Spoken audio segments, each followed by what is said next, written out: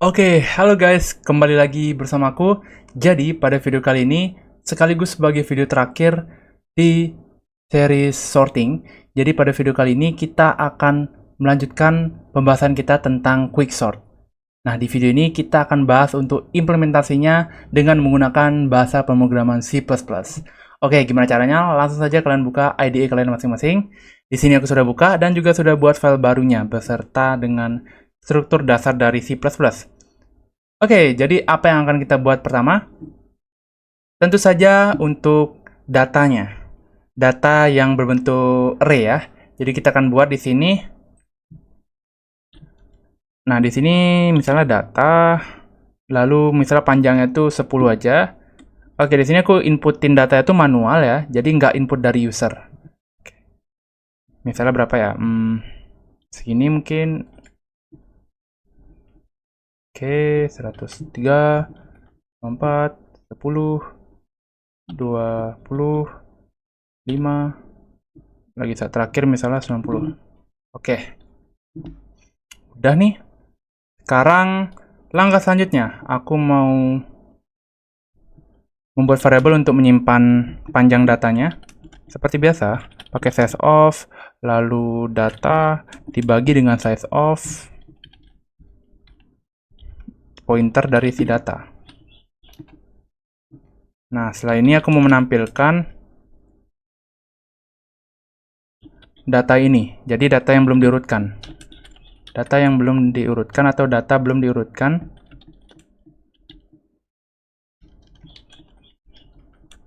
Diurut data sebelum diurutkan gitu ya.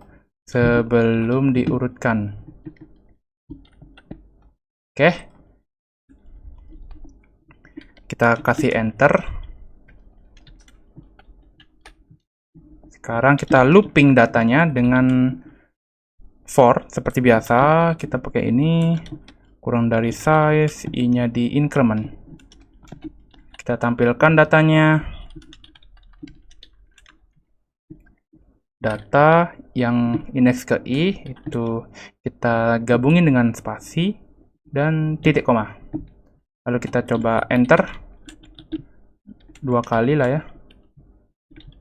Oke, sudah. Sekarang kita bisa copy and paste saja ini kodenya karena isinya sama aja. Ini data setelah diurutkan. Nah, sekarang kita akan buat fungsi untuk quicksort-nya. Tapi sebelum itu kita panggil aja di sini dulu biar nggak lupa nanti. Quicksort. Nah, di dalamnya itu ada 3 parameter atau 3 argumen yang akan dikirimkan. Nah, yang pertama itu adalah datanya. Lalu indeks yang paling kiri itu defaultnya kan 0 ya, di indeks yang paling kiri.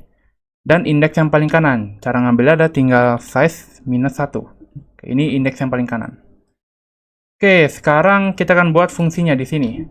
Menggunakan void seperti biasa, quicksort.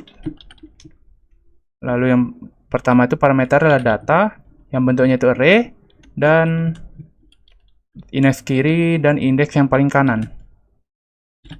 Sip, udah nih. Nah, sekarang inilah algoritmanya seperti ini. Oke, di sini biar ada spoiler dikit ya. Kalau di quicksort itu bakal ada yang namanya recursion ya. Jadi di sini kayak memanggil fungsinya sendiri gitu. Gimana caranya? Nanti kita akan lihat. Kenapa pakai recursion? Oke, nanti kita akan lihat. Nanti aku akan jelaskan gitu. Sebisa mungkin ya. Oke, yang pertama apa yang akan kita buat? Kita akan nyimpen ini variabel untuk si indeks yang i ini. I-nya ini kita isi dengan left atau indeks yang paling kiri dan kita akan simpan untuk variabel j yang dimana isinya itu adalah indeks yang paling kanan. Sip. Sekarang yang kedua kita mau membuat pivotnya. Untuk buat pivot, kita buat aja variabel pivot. Lalu di dalamnya gimana cara ngambil pivotnya atau menentukan pivotnya? Kita mau ngambil data yang tengahnya. Caranya ya tinggal gini aja. Kita ambil datanya. Lalu di dalamnya itu kita ambil indeks yang ini. Left-nya ini ditambah right. Ya. Left-nya ini ditambah right. lalu kita bagi 2. Ini untuk mengambil data tengahnya ya. Nah, udah. Sekarang kita akan looping, pakai while aja. While selama indeks yang ini, atau indeks yang paling kiri ini, kurang dari sama dengan indeks yang paling kanan. Kita looping lagi, selama dia itu kurang dari sama dengan indeks yang paling kanan. Lalu kita looping, selama indeks ini, data I ini, itu kurang dari pivot, ya, data pivotnya ini. Kalau selama itu kita increment i-nya. Oke, jadi bisa seperti ini guys, atau kalian awalnya kan seperti ini ya. Jadi untuk shortcut itu bisa kalian jadiin satu baris saja untuk cara cepatnya. Jadi nggak perlu pakai kurung kurawa. Ini kita copy aja and paste. Nah di sini bedanya adalah J-nya. Kalau J-nya itu lebih dari pivot, maka kita increment si J-nya. Maksudnya decrement ya. Oke, decrement J-nya. Nah, setelah ini kita akan melakukan pengecekan dengan if. Apakah I-nya itu kurang dari sama dengan J? Ya. Jika iya, maka kita swap. Nah, ini aku baru tahu ternyata swap itu ada fungsi punyanya.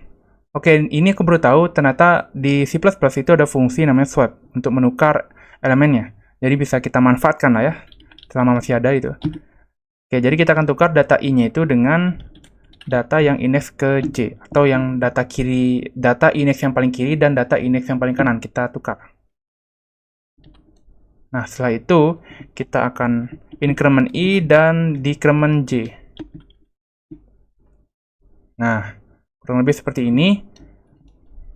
Setelah itu kita akan melakukan pengecekan. Apakah left ini atau indeks yang paling kiri itu kurang dari J? Jika iya, kita akan panggil ini quicksort. Ini kita panggil recursion, ini yang disebut dengan recursion gitu.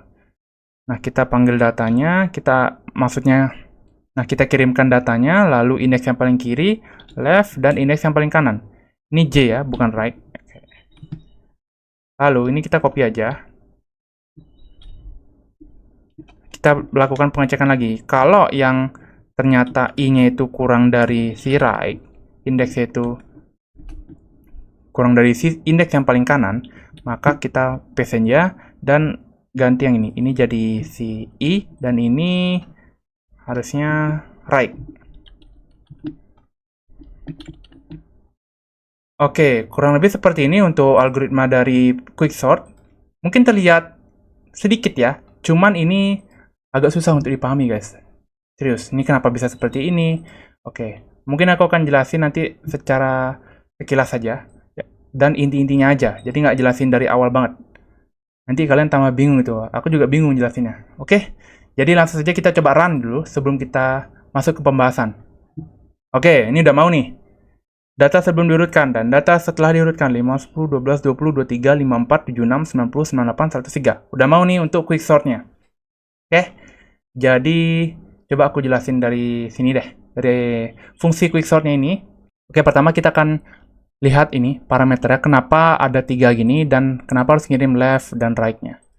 Oke, di sini ada 3 parameter di quicksort ini. Yang pertama itu biasa, ini untuk mengambil data dari array yang dikirimkan. Dan 2 indeks ini adalah untuk indeks yang paling kiri dan indeks yang paling kanan. Ini untuk mengambil, karena kan quicksort yang seperti aku bilang pada penjelasan sebelumnya itu, dia itu membagi data menjadi 2. Dan di tengah-tengahnya itu kita sebut sebagai pivot ya, atau kita bisa bilang dia itu membagi data dengan pivot. Jadi sebenarnya pivot nggak harus di tengah ya, bisa di paling sisi kiri atau sisi kanan, tapi dalam hal ini kita ambil di sisi tengah. Nah setelah itu kita menentukan left dan right-nya biar kita nanti bisa membandingkan pivotnya ini dengan indeks yang paling kiri, value atau data yang paling kiri gitu, dan data yang paling kanan gitu. Setelah itu kita melakukan inisialisasi variabel I dan J ini untuk iterasi nanti gitu. Dan pivot ini untuk elemen tengahnya dari array yang kita kirimkan ini dari sini, ya. Cara mengambil pivotnya seperti ini. Tinggal kita tambahkan aja indeks yang paling kiri dan yang kanan, lalu kita bagi 2. Ini udah dapat nih data tengahnya gitu. Oke, lalu ini while loop ini untuk apa? Oke, jadi aku jelasin secara sederhana. Nah, loop ini tuh bertujuan untuk mempartisi array. Jadi dalam partisi ini, elemen yang lebih kecil dari pivot itu bergerak ke sebelah kiri pivot. Dan elemen yang lebih besar itu bergerak ke sebelah kanan pivot. Nah, ini untuk apa kodenya ini? Jadi, baris kodenya ini itu akan ngelooping datanya itu atau menginkrementkan indeks i-nya itu sampai menemukan elemen yang lebih besar atau sama dengan pivot. Itu. Dan yang ini itu akan mendekrementkan atau mengurangi indeks j-nya ini sampai menemukan elemen yang lebih kecil atau sama dengan pivot. Oke, sampai situ semoga kebayang. Selanjutnya, ini akan melakukan pengecekan. Apakah i-nya itu kurang dari sama dengan j? Jadi kalau dia itu ada hal ini terjadi, i-nya itu kurang dari sama dengan j, maka dia akan menukar elemen dari si indeks i ini dengan j. Oke. Jadi dia akan menukar elemennya.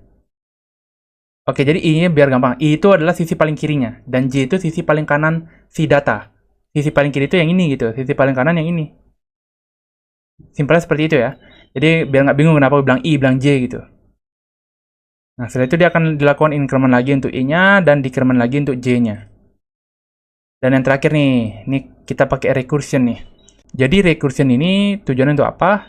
Oke, setelah kita tadi mempartisi datanya yang dilakukan pada while ini, maka fungsi quicksort itu akan dipanggil secara rekursif pada subarray yang terbentuk, ya. Subarray yang terbentuk itu maksudnya yang partisi baru itu ya, yang sebelum aku udah jelasin di video sebelumnya tentang penjelasan itu. Nah, setelah dia tuh memanggil recursion fungsi ini pada subarray yang terbentuk, yaitu dari left atau dari sisi yang paling kiri sampai j, itu sisi yang paling kanan. Dan dari i sampai sisi yang paling kanan. Oke, left ini itu adalah data ini ya, yang paling benar-benar kiri, itu yang ini. Kalau right itu data yang paling benar-benar kanan, ini.